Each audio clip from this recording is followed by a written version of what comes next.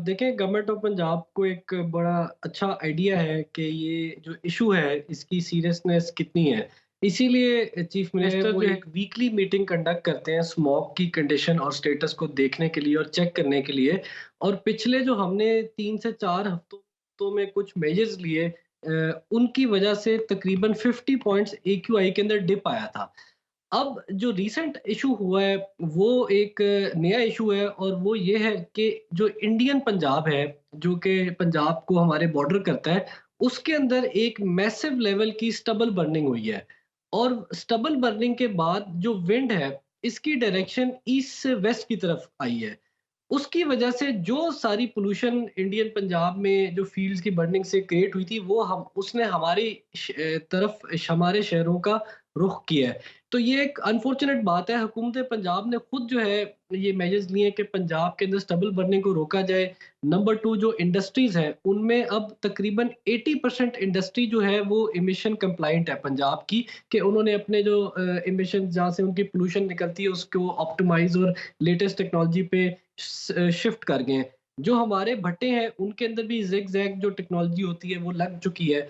एक जो main issue है वो हमारा अभी भी है, और वो है ट्रांसपोर्ट का, कि तकरीबन 60% 65% कंट्रीब्यूटर हमारी ट्रांसपोर्ट है, और उसके अंदर तकरीबन 70% कंट्रीब्यूशन मोटर बाइक्स का है। और अगर आप मोटर बाइक्स जी, को देखें तो उनके उनकी जो कॉस्ट है वो तकरीबन 1.5 लाख है।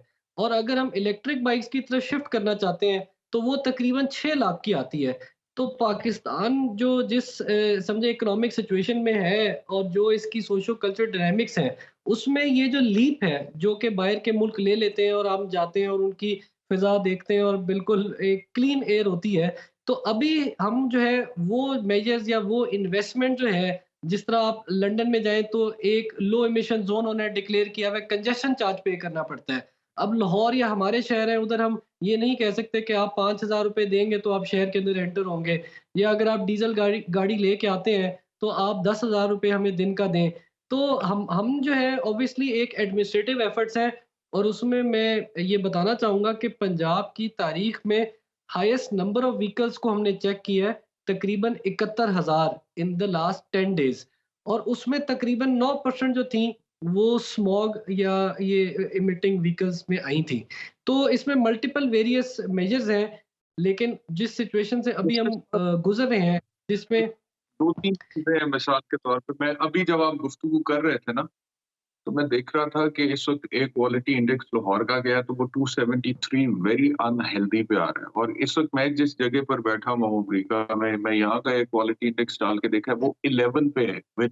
इधर 273 और कहाँ पे 11, तो फ़र्क तो बहुत ज़्यादा है और दूसरा मैं अक्सर कई दफ़ा लाहौर की सड़कों पे जब हम ड्राइव कर रहे होते हैं, पुरानी गाड़ी और इतनी पुरानी ना भी हो, वो इतना धुआँ छोड़ी होती है, इतना धुआँ छोड़ी होती है और कोई पूछने वाला नहीं होता। वैसे हमने पुलिस वालों को देखा है, मोटरसाइकिलों वालों को रोक के, वो उनसे पता नहीं क्या तलाशी भी ले रहे होते हैं और वो कई मोटरसाइकिलों वालों को गिला है कि जी आपसे रिश्वत भी ले लेते हैं, बगैर किसी वजह के। इस तरह की गाड़ियों को पकड़ के बंद क्यों नहीं करते हैं? और दूसरा जो आई डोंट नो वैसे तो इंडस्ट्री जो है उसकी वैसे ही ऐसी की तैसी हुई पड़ी है, जो इकोनॉमिक कंडीशन है लेकिन उसके बावजूद जो वहाँ से पॉल्यूशन होती है, उसको क्यों नहीं कंट्रोल किया जाता?